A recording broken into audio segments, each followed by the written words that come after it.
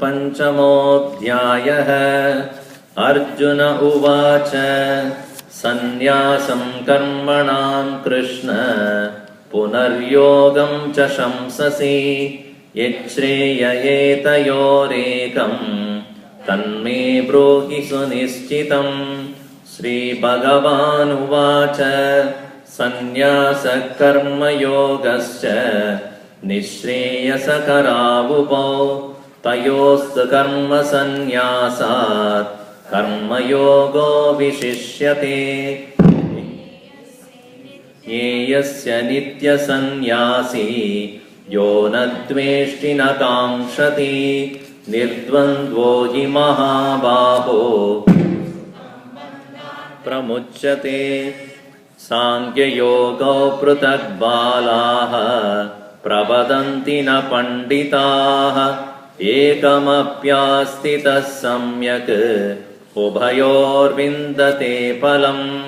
यत्साङ्ख्यै प्राप्यते स्थानं तद्योगैरपि गम्यते।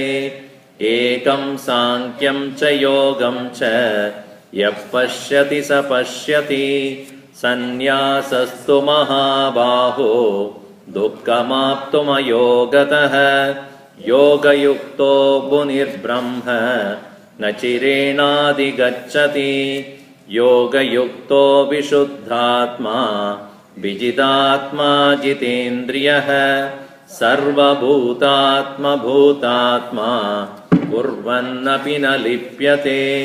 नैव किञ्चित् करोमीति तो मन्येत तत्त्ववित् पश्यन् शृण्वन् स्पृशन् जिघ्रन् अश्नन् गच्छन् श्वपन् श्वसन् प्रलपन् विसृजन् जिघ्रन् उन्मिषन् निमिषन्नपि इन्द्रियाणीन्द्रियार्थेषु वर्तन्त इति धारयन् ब्रह्मण्याधाय कर्माणि सङ्गं त्यक्त्वा करोति यः लिप्यतेन स पापेन पद्मपत्रमिवाम्बसा कायेन मनसा बुद्ध्या केवलैरिन्द्रियैरपि योगिनः कर्म कुर्वन्ति सङ्गं त्यक्त्वात्मशुद्धये युक्तः कर्मफलं त्यक्त्वा शान्तिमाप्नोति नैष्टिकीम् अयुक्तः कामकारेण फले सक्तो निबध्यते सर्वकर्माणि मनसा सन्न्यस्यास्ते सुखं वशी नवद्वारे पुरे देहि नैव कुर्वन्न कारयन्. In the 13th verse, it is said, a person lives in this very body. What is happening? Somebody else talking along with me. On its own. In this very body which is made of 9 gates. Navadvare pure dehi vasan vashi. Hello? There is some connection somewhere. It's wrong. What is wrong? Use the mic, Sanjay. Yeah, okay. Conventional.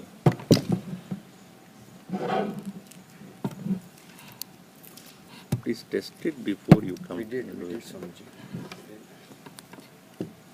Okay.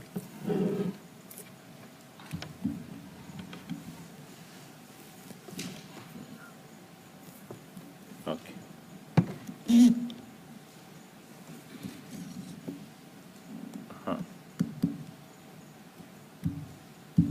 Okay.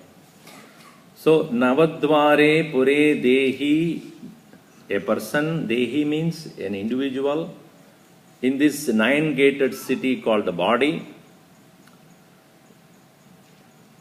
Aste remains.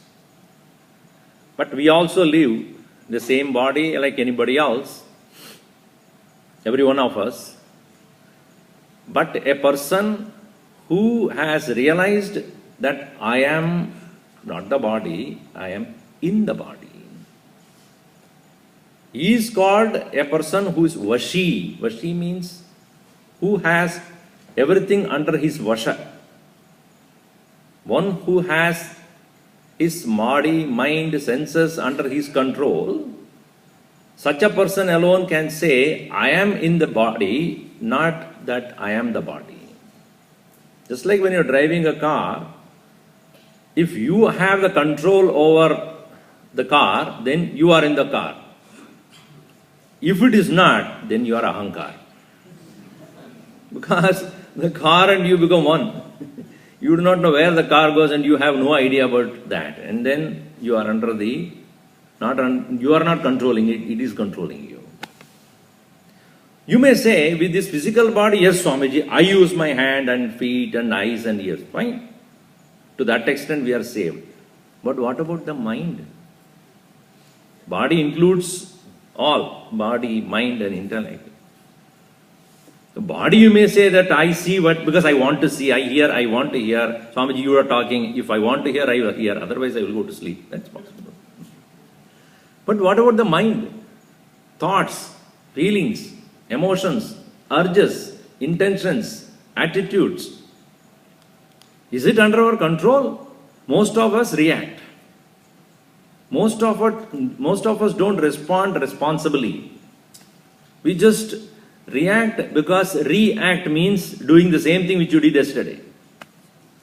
When the Rasagulla comes in front of you, you ask, do I need it or does it need me?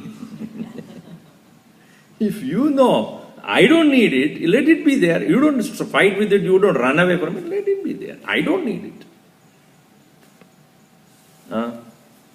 Swamiji, hai na, le lo. Hey, why should I?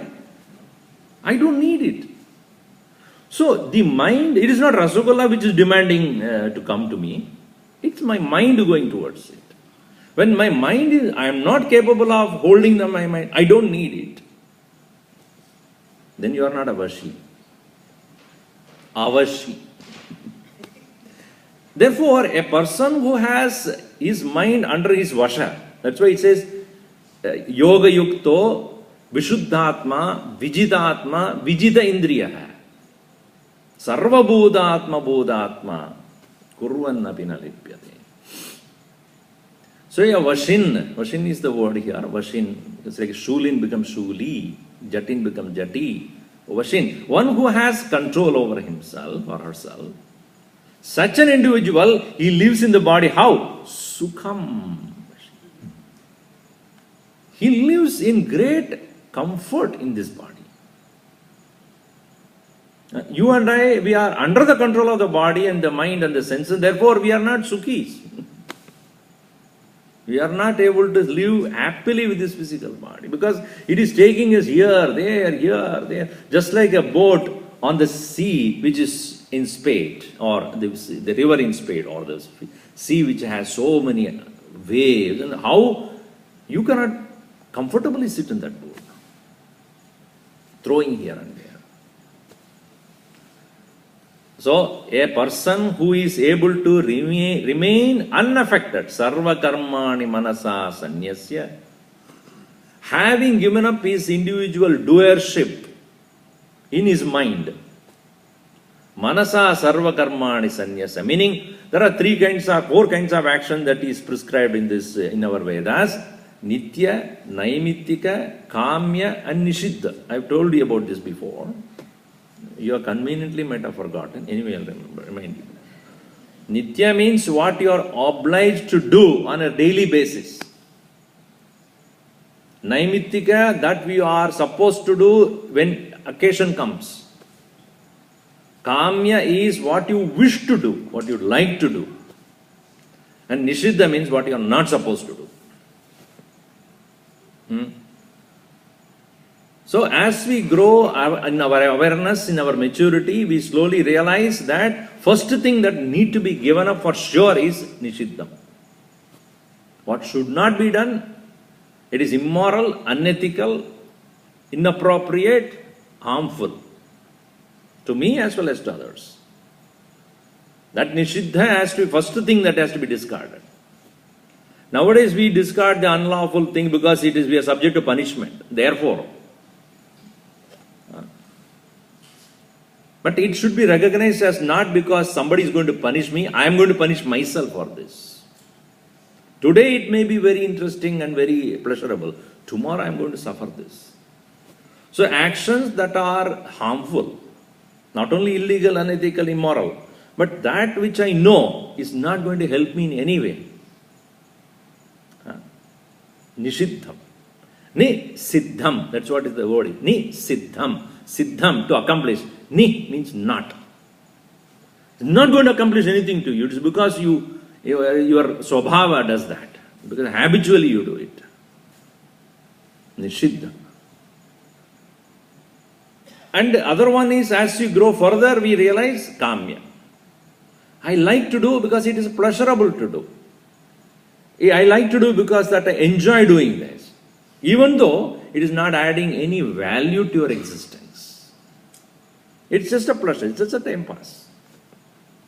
USC versus Ohio, or whatever. You get engrossed that 2 hours gone, 3 hours gone, 4 hours gone. You'll never know. USC wins and UCLA wins. Who cares? No, what is your problem? Swamiji, you don't like your sport. That's why you're saying that. If you can do something better than that.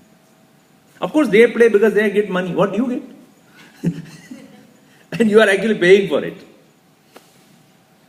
Anyway, some people don't like me saying that, but it doesn't matter to me. Because I was a victim of it yesterday. Whoa, going on.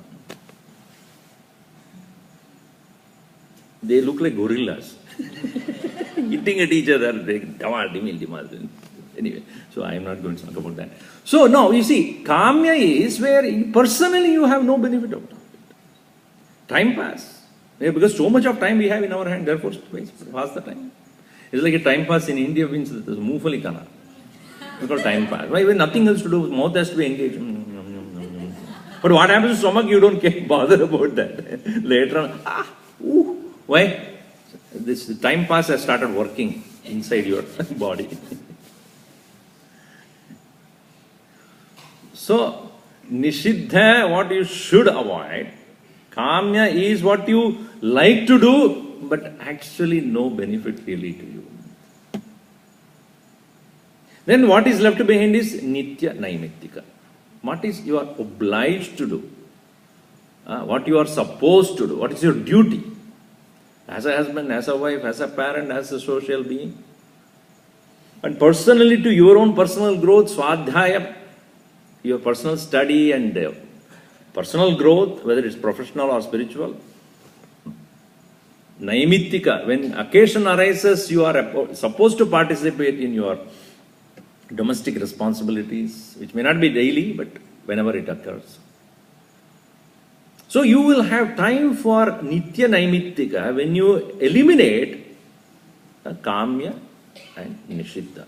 Now, when you do nitya naimittika karmas, meaning what you are supposed to do as a duty, as well as what comes to you because you are part of the society, etc., you will do that also, not because I am the doer. No, this I am doing because I am the instrument of the Lord, the God, or the past of my own action is now prompting me to do. Do it with no idea that I am the doer.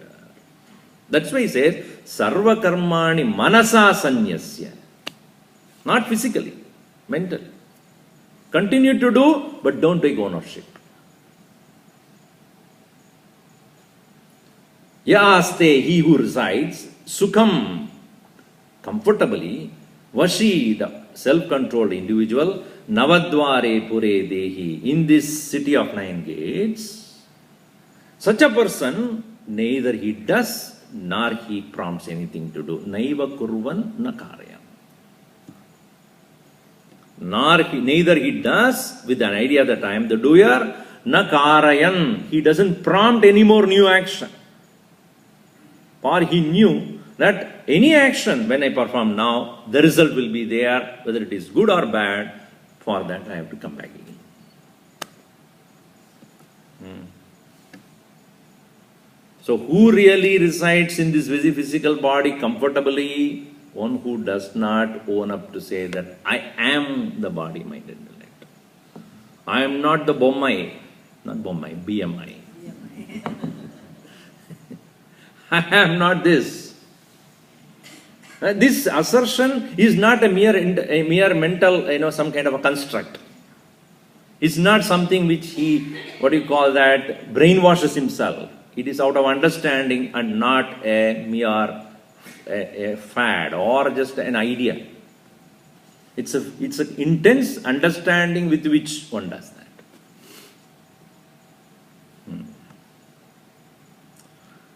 Navadvare pure dehi naiva kurvan, neither he does act as a doer of the action, na karayan, nor does he cause us to do anything. Another factor in this understanding here is this physical body, as I have explained to you last time. This physical body is a product of the past action, and therefore this physical body is meant to experience the results of the past without any regret, without any fighting against it, without any resistance to it. This body is meant to experience the results of the past, and I have done it, and therefore I am experiencing it. Therefore, there is no anger about it. There is no depression, dejection about it. There is no cursing and feeling bad about it. Okay. Bhagavan Krishna says in 18th chapter also, Ishvara sarvabhutanam hriddeshe arjuna tishtadi brahmayan sarvabhutani yandra arudhani mayaya. The Lord sitting in the heart of everyone, O Arjuna, is putting every individual mounted as though in a big wheel and rotating it constantly. It's like in India when we have this once in a while, once a year, the exhibition. There's usually giant wheel. You've seen that, right? Here also it is there. You see, before getting in, you have a choice. Once you get in, afterwards you say, I want to get out. Not allowed, because it's already started. And you can get out, no doubt. But nobody will be there to see you after that what happens. You won't be there to claim that you came out of it. Once that wheel has started, it goes on and on and on and on. Like, you have roller coaster. Until you get in and put that seat belt, you have a choice. Once it started, you can cry whatever you want. Cannot get out. In the same way, the Lord has already set this into motion. Brahmayan, rotating. Yendra arudhani bhutani, as though mounted on a wheel, all living beings. Mayaya Brahmayan. Making you get into this with this power of Maya.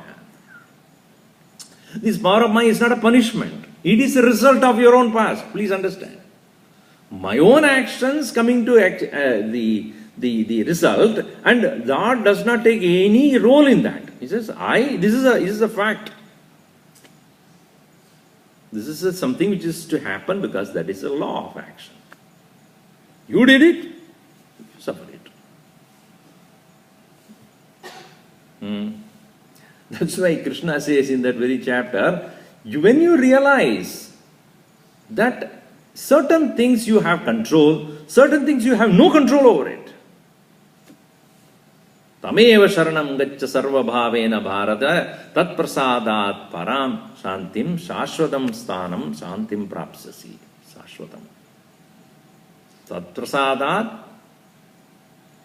because of whose grace, sthanam shantam shantim sthanam prapsasi shashvatam. You will get absolute peace. Anyway, when it comes to that point, we'll see. Here, Bhagavan Krishna says that a person who has complete control over his body, mind, intellect. In the sense, control does not mean stopping it. Control means you know that it is not you.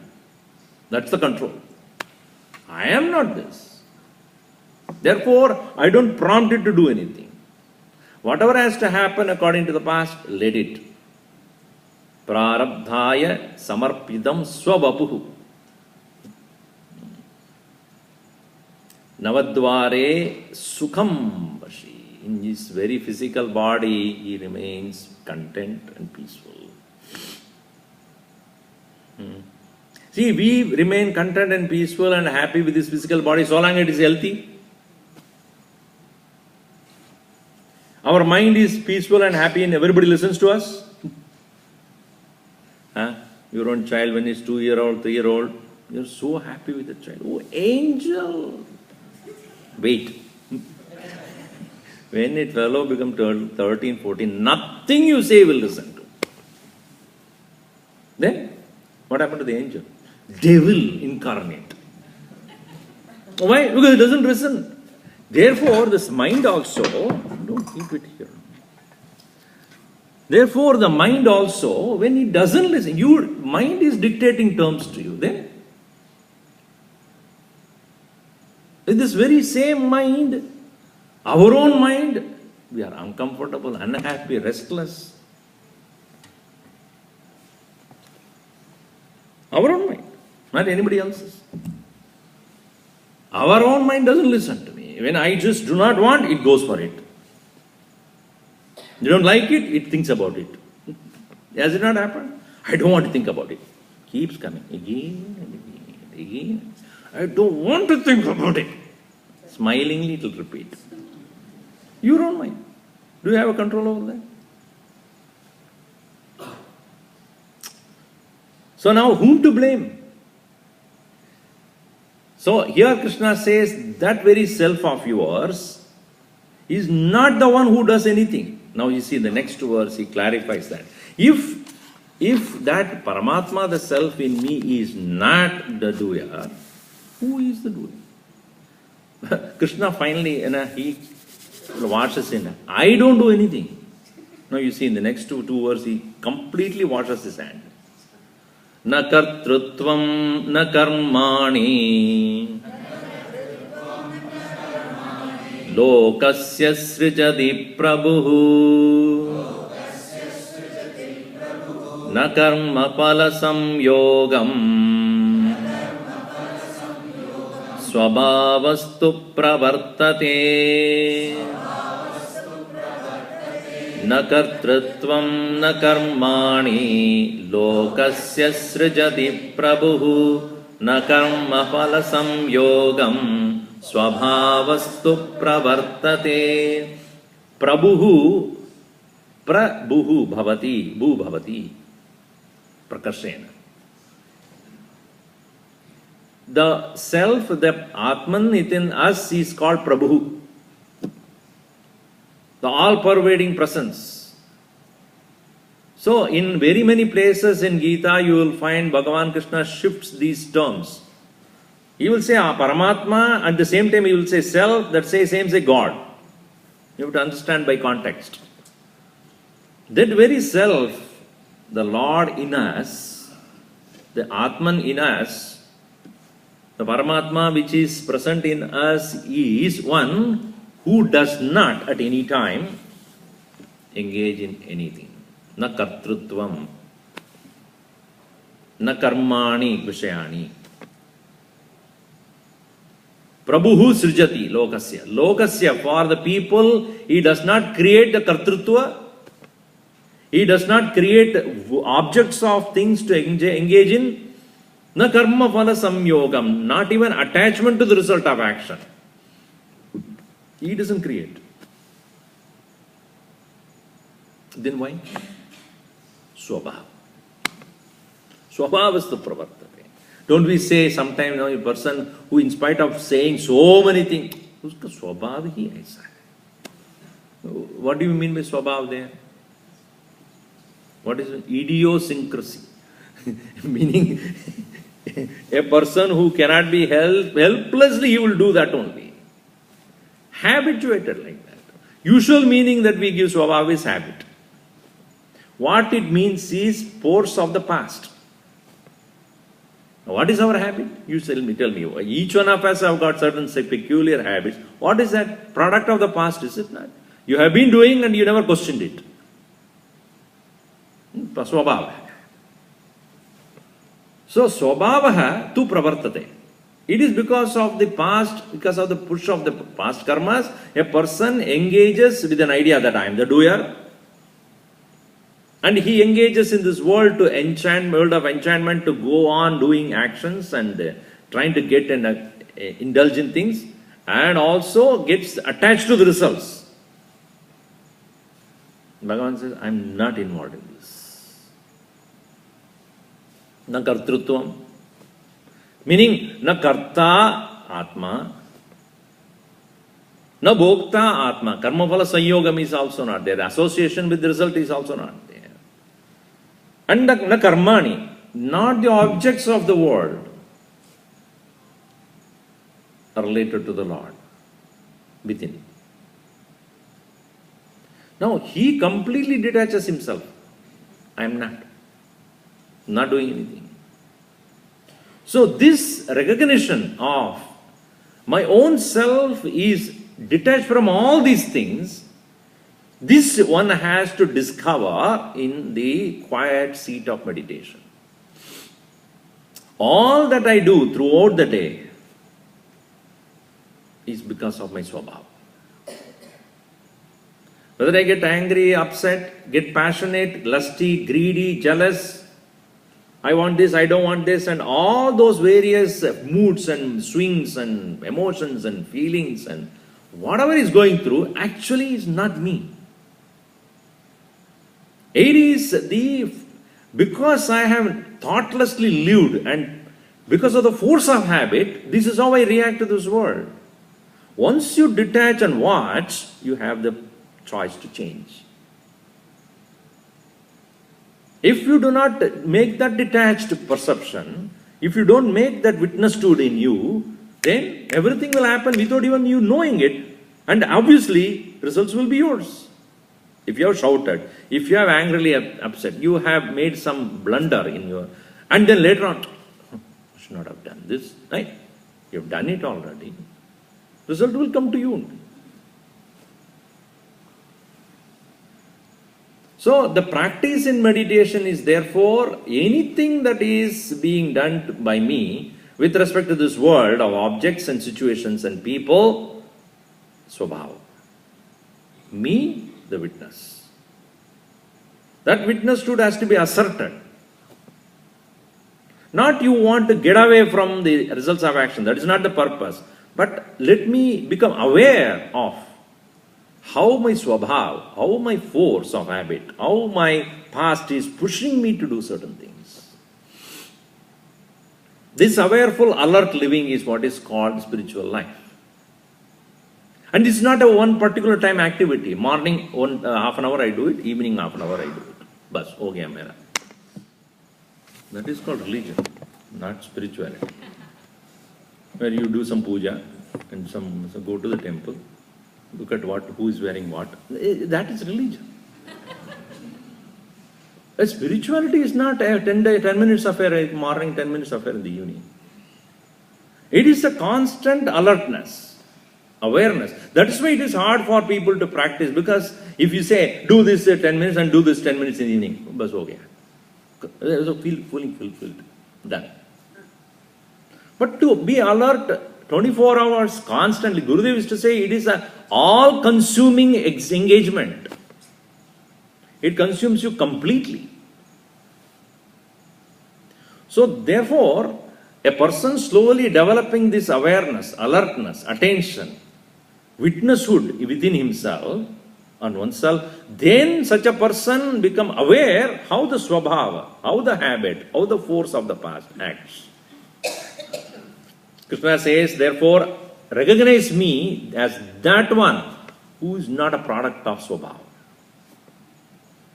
Because kartrutvam karmani na karma falasayogam prabhu srijati. He doesn't create this. Swabhava. Now, only when you recognize that this is your swabhava, your own past that is working, then you look at others also, not to judge them, but to know they are also helpless victims of their own past. They have a choice, but they have not made the choice. It is like a small child, when somebody takes away some small toy, it cries. What do you understand that? Bacha hai, innocent. He does a small little thing. Why is he crying? You are very mature. Bacha hai. When something happens to you, do cry the same thing, and that fellow says, "Bacha hai." How do you feel?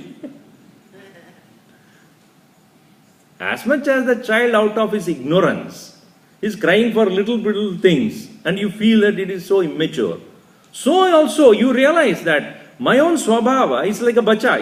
It's just out of total ignorance, it is crying for petty things.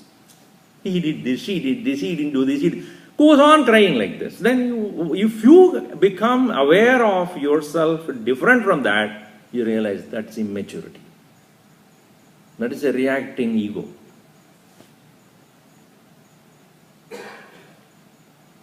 So this alertness, it is not for you to judge others again, please, but to become aware that how we are helpless victims of our own past, Swabhava. This makes you recognize again that when others do things out of their own helpless condition, you just sympathize. Poor thing. Can't help. Out of his or her own past, helplessly that person reacts like this. What will you do? Sympathy, other than sympathy. If that person is ready to listen, you may teach, you may tell. Otherwise, leave it. So about it. So therefore Krishna says again and again, become alert, become aware of your own higher nature. Na kartrutvam na karmani lokasya srijati prabhu na karma phalasam yogam swabhavastu pravartate. It is very hard for a person who has done an action and get result detached from the result. Because with the idea that I am the doer when a person does, it's very hard for a person to get rid of or get out of the ownership of the result. Bhagavan again and again has emphasized, start disowning the result and then disown the, kartrutva. The action and the actor and the enjoyer of the result, when both of them are given up, that is called sannyas. When only the result of action is given up and not the doership, that is called karma yoga. There is a difference between karma sannyasa and karma yoga. Karma sannyas is where the actorhood is also given up, along with enjoyerhood. Whereas only the enjoyership is given, still the idea that I am the doer, I am offering to God, etc., that is karma yoga. So, act you must in the beginning, giving up your ownership for the result, offer it to the Lord, that is karma yoga.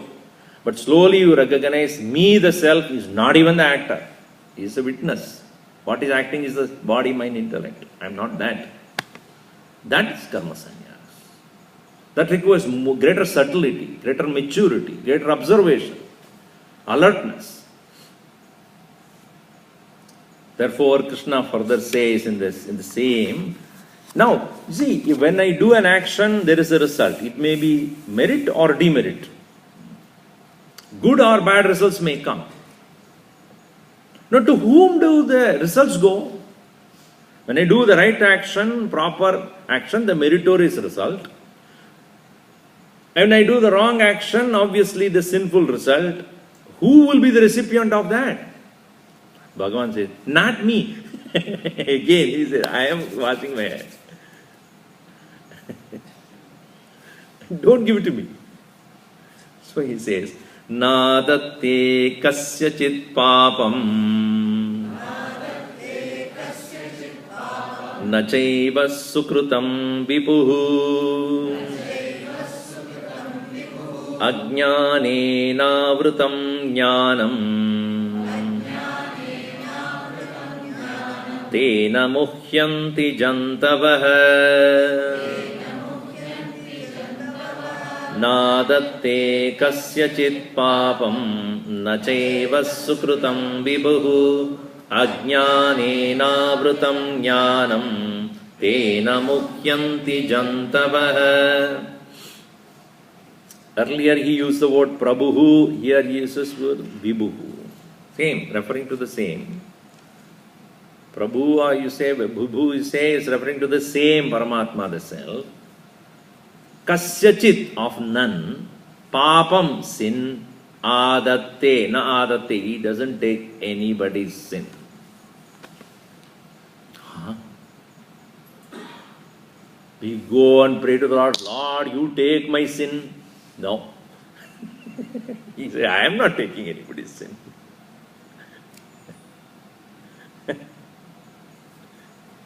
Okay, let me ask this question to you. Who in this world is ready to take your sin? Is it a transferable thing? I have done a lot of mistakes in my life. Can you take the result of that, please? See, is it not Narada asked this question to Ratnakar? Ratnakar was a Pandit, all right. He's a scholar. He's a very highly evolved person. But circumstances made him a dacoit. When he became a dacoit and then he started hunting down people, Naradaji happened to be passing by that same place.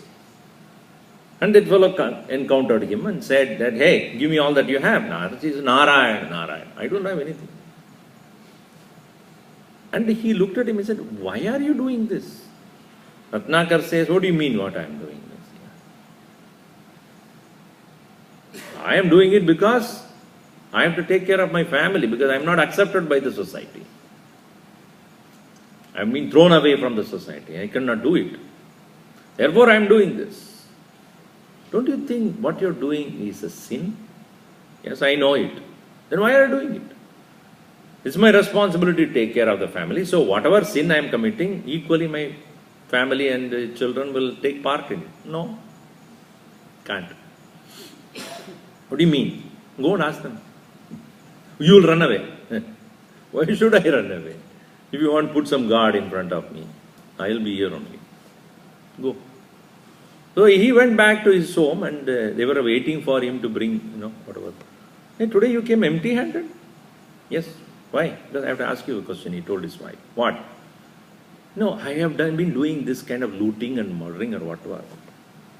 All this sin that I am committing is for the family. Would you not take part of it? Wife smiled and said, can't. What you do is yours. Even if I want, I cannot take it. If you put it in the bank as a money, I may take it. ATM. But if you are doing a wrong thing, the result of which I cannot be part of even if I want to. It's all yours. He was so upset. He said, I never realized this. He's right. He went running back to the place where he left Naradi, and Naradi was standing alone. What happened to the gods? I told them the same thing. They went to their house. Why didn't you go away? I don't need to go away from you. Why should I? Because I know that you will come back. So he said, you are right. My sin is mine. And that's why medicine, every medicine is ending with sin only. Except promycin, erythromycin, everything my sin only.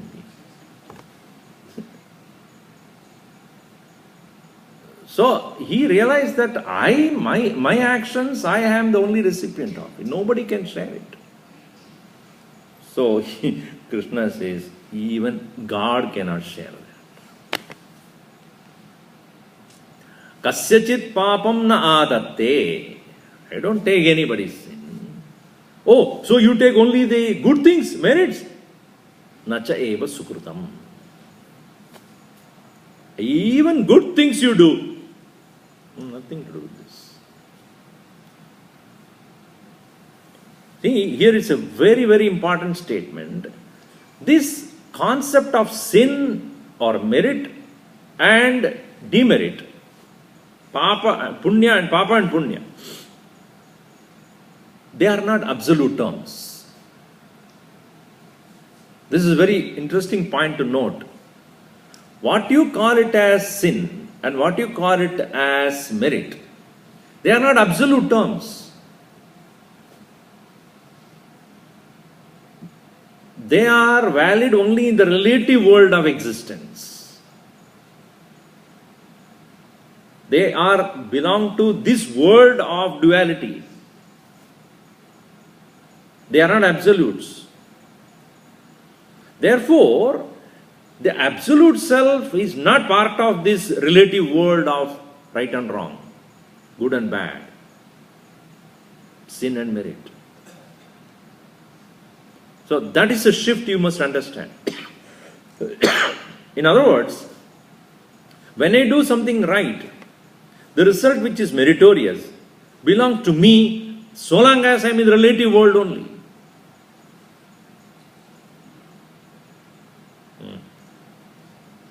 Let's take an example. You went for some party yesterday, Diwali party or whatever party it is, and up to this you ate. Beyond that you could not eat because it's full. Alright. Now you went to sleep. In the sleep you got hungry. In the dream. Now, will this full eating up to the neck, into the eating in the waking state, will have any real purpose served in the hunger that you have in the dream? It's a different plane of consciousness, unconnected to this physical body. This physical body in which you have eaten full has nothing to do in the state of mind which you deal with in the dream. So in this very life itself, one plane of consciousness, what we have done, has no effect on the other plane of consciousness.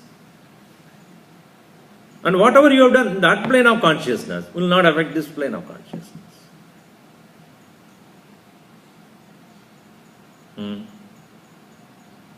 Therefore, when we realize that the relative world of doing good and bad is not connected to the absolute. As the pure self, one is not a part and participant in good and bad, right and wrong. This is the reason why in Kathopanishad, very beautifully, Nachiketa asked this question to Yama, please teach me that which is beyond Papa and Punya, Dharma and Adharma, right and wrong. I want to know that. Because this young boy, he has understood, when I do something right or when I do something wrong, the result is there and I come back to the same relative world. I want to know what is beyond this relative world, in which there is no return.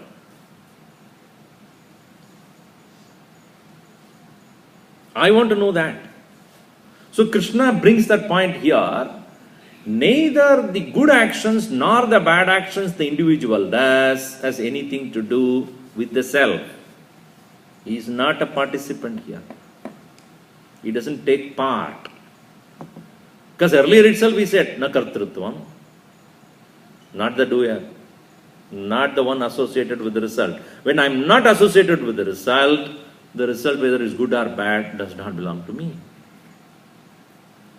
Na kartrutvam, na karmani, lokasya srijati prabhu, na karma phala samyogam, svabhavastu pravartate. To be precise, at this present moment of our existence, we cannot but see ourselves as part of the body, mind, intellect. Either I am associated with my body, or I am conditioned by my own thoughts and feelings and emotions, or my own pet ideas and opinions, etc. So we are living as perceiver, feeler, and thinker. Being so, we are not able to come out of these dualities of good and bad, right and wrong, success, failure, gain and loss. But Krishna says, recognize your nature as different from all these things. When I recognize my nature as independent of all that is being done by body, mind, intellect, the effect of what is being done by the body, mind, intellect belong to that only, not me. If I do anything identified with my body, the result of which the body suffers, it belongs to the body. With respect to the mind, what it does belongs to the mind. Intellect, it belongs to the mind, intellect. Me, different. That is what one asserts in the meditation. I am independent of all these things. It begins as an intellectual appreciation. At the present moment, what we are doing, intellectually, rationally understanding it, correct? So most of you, not all of you. So intellectually, we are trying to convince ourselves. But that is the doorway to that, unfortunately. Intellect is the doorway to reach there.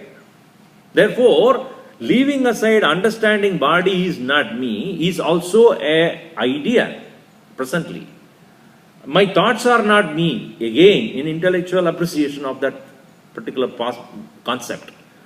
Only when we intellectually convince ourselves to be so, slowly you can come out of that house.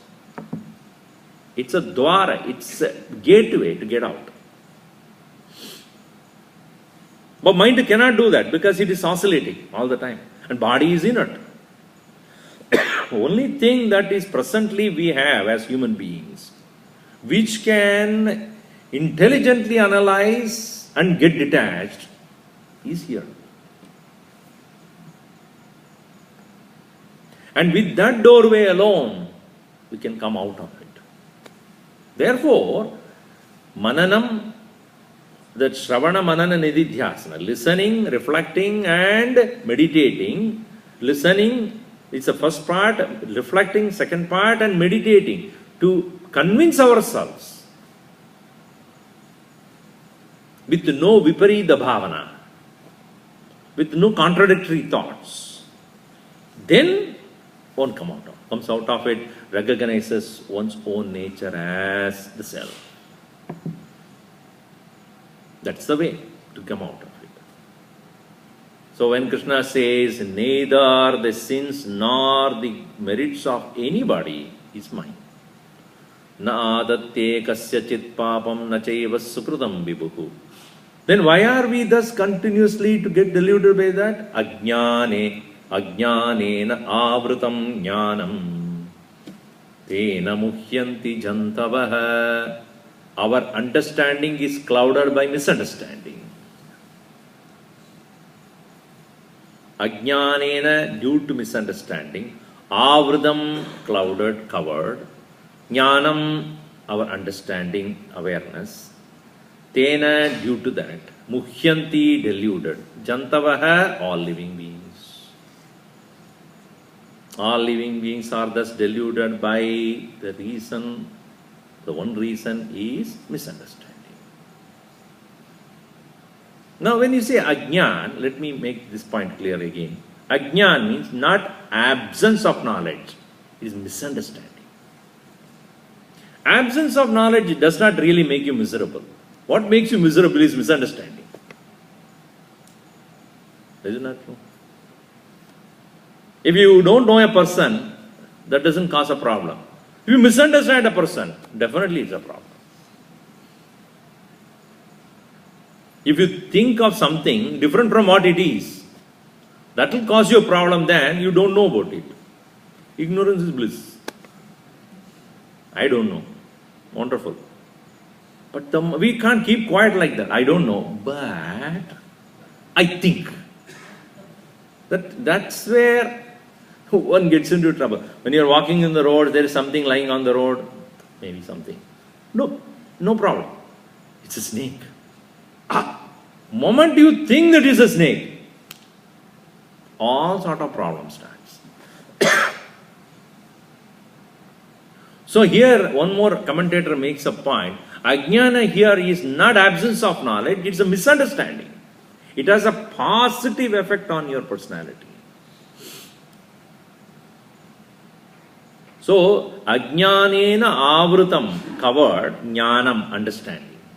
So, correct understanding is there. See, therefore, the knowledge about I am the self is inherently in us, not attended.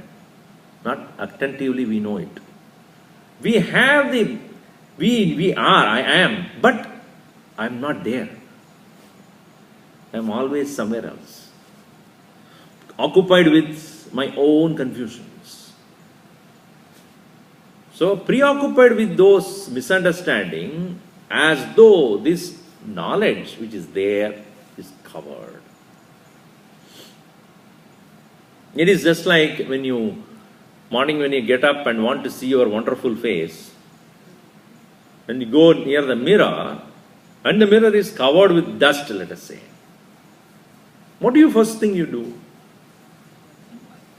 Wash your face, right? No. Before you do that, you clean up the mirror. So clean up the mirror, then obviously your wonderful face will be seen. So dust is there. In the same way, in the dusty feeling of oneself, one does not see oneself clearly. Clear up that. So, ajnanena, due to that misunderstanding, avradam covered, jnanam, the correct understanding, correct knowledge. Tena, due to that, jantavaha muhyanti. There is a delusion, and that causes a lot of problems. Not only I create problem for myself, but because of the very delusion, it causes so much of trouble around me. For example, if a person very strongly feels, I am this physical body only, nothing else, and his demand of the senses is so high, the appetite of the senses are so high, if you have such a person at home, is it not that he constantly demands? I want that, I want this, I want this. So not only you are occupied with your own misunderstanding, you make everybody around you miserable. Give another example. If a person whose mind, he thinks, whatever he thinks in the mind is true. The problem is the people who are psychologically affected is that they will never accept that they are affected. When you try to give medicine, it's your problem, it's not my problem. You are misunderstanding me. So a person, therefore, his mind brings all sort of peculiar thoughts and he thinks all those are true and he acts according to his whims and fancies. Not only he is affected, but everybody around him also. Therefore, it causes a greater and greater confusion among people. This knowledge is a savior not only individual, but collectively also. A person who recognizes that my own pure knowledge is covered by the misunderstanding, and therefore my idea of good and bad or merit and sin, and accordingly I do my action, Krishna says, keep doing. Good. Keep coming. That's the thing. Gata gatam kama kama labante. Krishna says, you go to a temple or any place of worship, he says that, this particular nakshatra or this particular month you have to do all these things, it is so nice to do that. Keep doing. Karte raho. You will not come out of it. Because you never think that my own real nature is beyond these two. So one may engage in good things, nothing wrong with that. But that is also having a result. Chakkar chalta rehta hai. So when we do such thing, when we say such thing, the priests and they won't like it. You are affecting our business. Yes, it's a business, that's why I'm affecting it. Because you keep doing the same thing over and over again. When do you come out of it? Not stopping, but knowing it. Don't stop doing it, but know that this is a chakkar.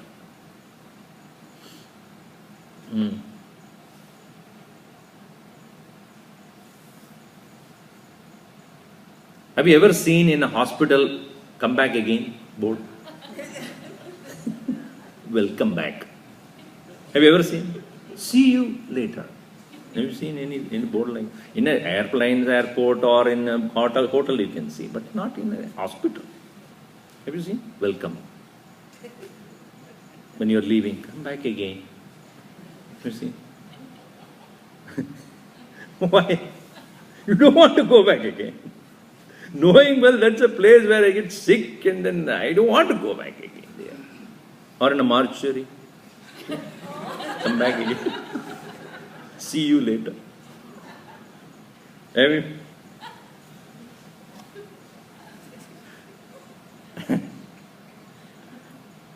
So Bhagavan says, you keep doing it, you keep coming back. Oh, what can I do? It's not mine.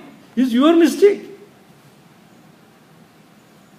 Ajnane navrutam jnanam tena muhyanti jantavah. So he doesn't take anybody's sin or merit, because I didn't create the kartrutva. The one who is the karta alone is the bhokta. He, the doer alone, is the enjoyer. And neither I create kartrutva in you, nor I create actorship or doership in you, nor I create enjoyership in you. And you create that. And you create the sin and merit. Why are you blaming me? It's a law. See, when your child playfully goes to that socket and tries to put its hand into that, what do you say? Especially wet hand. Don't do that. He'll give you shock. So the child turns back and says, so you're cursing me? Is it because of your curse you will get a shock there? Huh? Are you cursing the child that you will get a shock? You are stating a fact.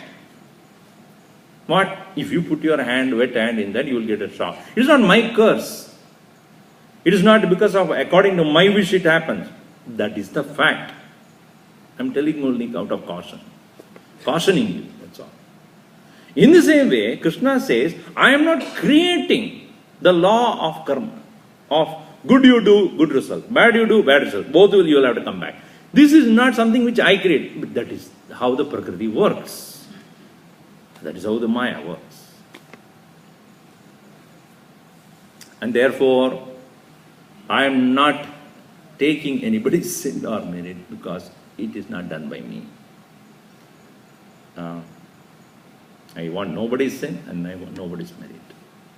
Because I am independent of this world of duality. The relative plane, you have all that. In absolute plane, they don't have any validity at all.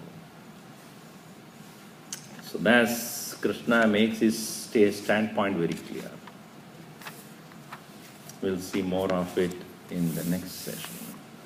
Om sarve bhavantu sukhinah, sarve santu niramayaha, sarve bhadrani pashyantu, ma kaschid dukkha bhat bhaved. Om shanti shanti shanti. Harihi Om Shri Gurubhyo Namaha. Harihi Om.